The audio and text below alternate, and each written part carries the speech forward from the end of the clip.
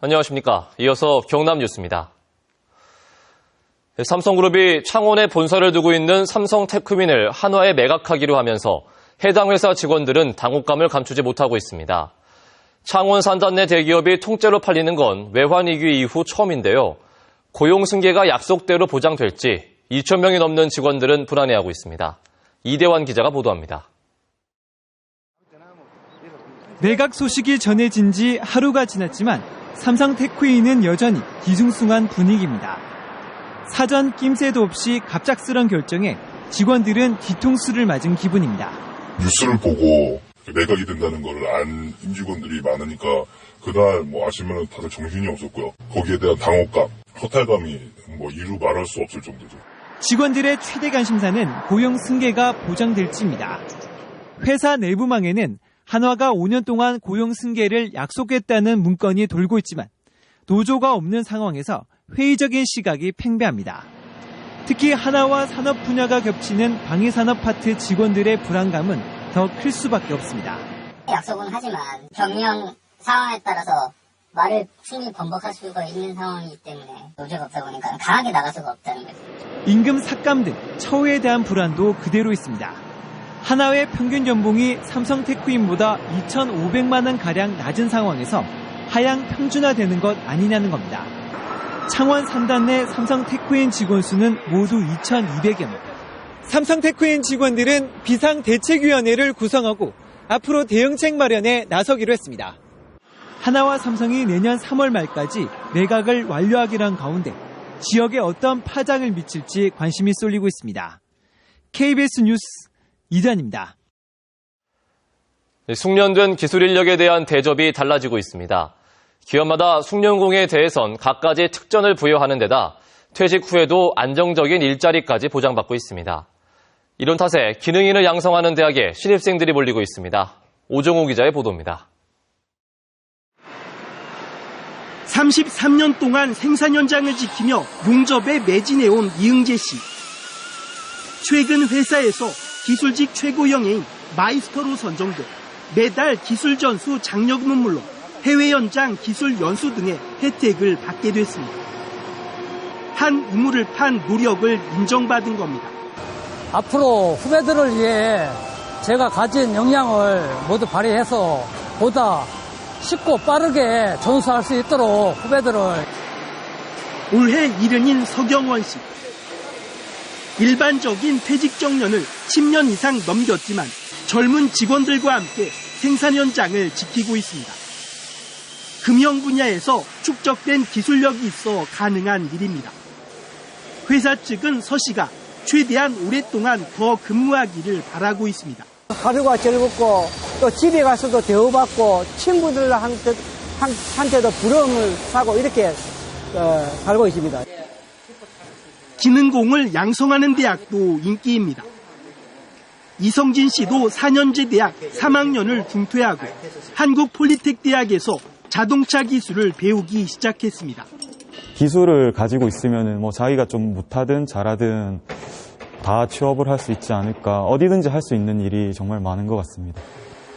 이 대학은 올해 기능인 양성 과정에 입학자 75% 이상이 전문대학 졸업 이상의 학력 소유자입니다. 숙련공에 대한 기업의 대접이 달라지면서 대학 선호도까지 바뀌고 있습니다. KBS 뉴스 오종우입니다. 지난달과 이번 달 경남 지역 경기가 다소 위축된 것으로 조사됐습니다. 한국은행이 지역별 경기 동향을 조사한 결과 수도권과 충청, 호남권 등은 완만한 개선 흐름을 보인 반면 경남을 포함한 동남권은 보합세를 보이는 것으로 나타났습니다. 동남권은 기계와 조선 산업 수출이 부진하고 경기 회복 지연으로 소비 심리도 위축돼 설비 투자도 보합세를 보이는 것으로 조사됐습니다. 경남 지역 주력 산업인 조선업의 선박 수주가 주춤한 모습을 보이고 있습니다. 영국의 조선해운 분석기관인 클락슨의 집계 결과 대우와 삼성 등 경남 주요 조선사의 10월까지 수주 실적은 518만 CGT로 지난해에 비해 13% 감소했습니다. 올해 수주 감소는 셰일가스 등 육상가스전 개발 활성화로 해양 플랜트 수요가 위축되고 국제 유가 하락 등으로 대형 상선 수요가 줄어들었기 때문으로 풀이됩니다.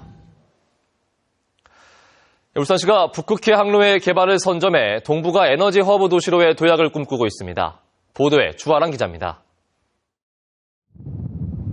아시아와 유럽을 잇는 북극해 항로. 지구온난화 등의 환경 변화로 북극해 지역의 에너지 개발과 맞물려 새로운 물류 항로로 주목받고 있습니다. 북극해 항로만 개척되면 동북아와 유럽 간 해상 운송 거리가 40% 이상 단축됩니다. Вряд ли экономически выгодно по сравнению с Суэцким каналом, но в летний период вполне конкурентоспособен. 울산항이 북극해 항로 개척의 중심항을 꿈꾸고 있습니다. 액체화물 물동량 국내 1위인데다가 울산의 뛰어난 조선 해양 플랜트 기술력이 뒷받침돼 충분히 승산이 있다고 보고 있습니다. 또 2020년 완공을 목표로 추진 중인 동부가 오일허브 사업과 연계해 윈윈 효과도 기대하고 있습니다. 우리 울산의 우수한 조선산업, 에너지산업의 기술력과 인프라를 적극 활용해서 울산을 우리 동북아 지역의 물류와 에너지 허브 도시로 만들어 나갈 것입니다. 하지만 올해 화물량 부족과 높은 내빙선 임대 단가 등으로 이미 2차례나 상업 운항이 실패한 만큼 이에 대한 해결책 마련이 숙제로 남아 있습니다. 동부가 오일허브 사업을 추진하고 있는 울산이 북극해 항로의 개발을 통해 동부가 에너지 중심 도시로 도약할 수 있을지 관심이 모아지고 있습니다. KBS 뉴스 주아랑입니다.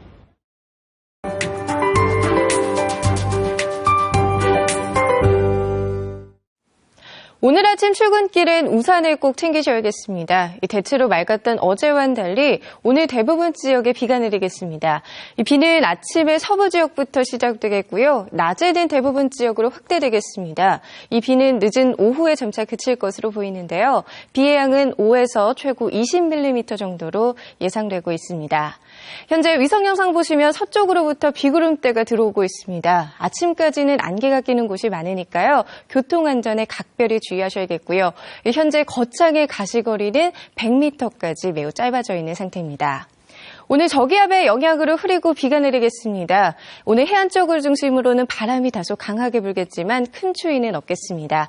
아침 기온은 어제 같은 시각보다 조금 높게 출발하고 있고요. 한낮 기온은 창원 15도, 밀양 12도 등으로 어제보다 낮겠습니다.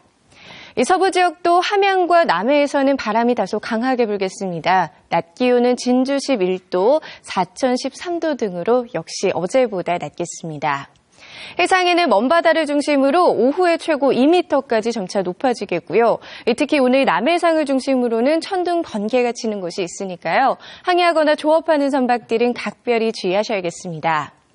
내일은 가끔 구름만 많겠지만 일요일에는 또 한 차례 비 예보가 있습니다. 이 비가 그치고 난 뒤 다음 주에는 기온이 큰 폭으로 떨어지면서 아침에 매우 쌀쌀할 것으로 예상됩니다. 기상정보였습니다. 다음은 경남의 시군 소식 알아보는 경남 네트워크입니다.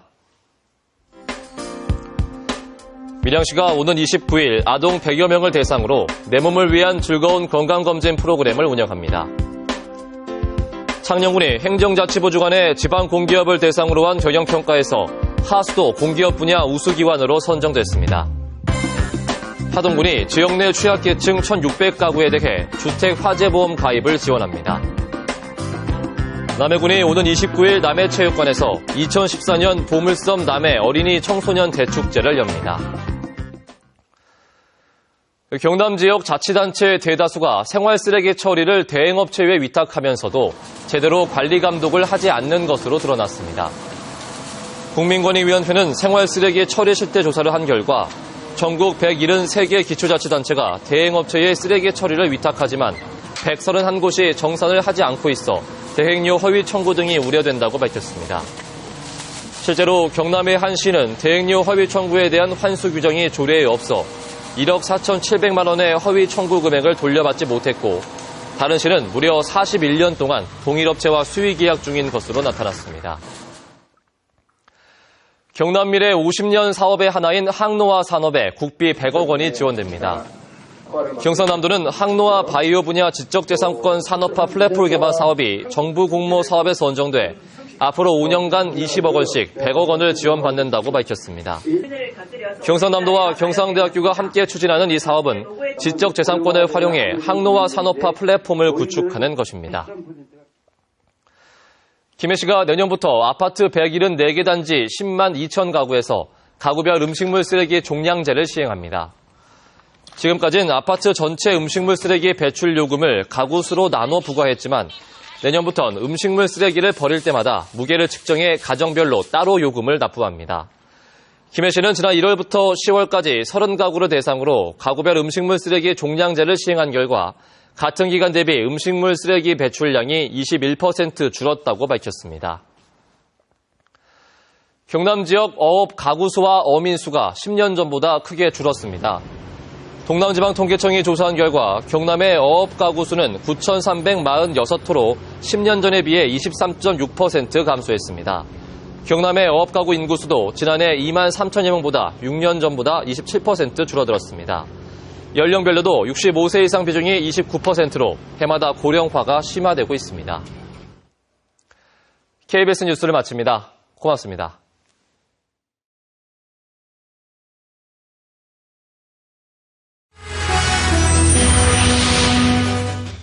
살아있는 목소리를 전달한다. 현장 고발 뉴스 인사이드 현장.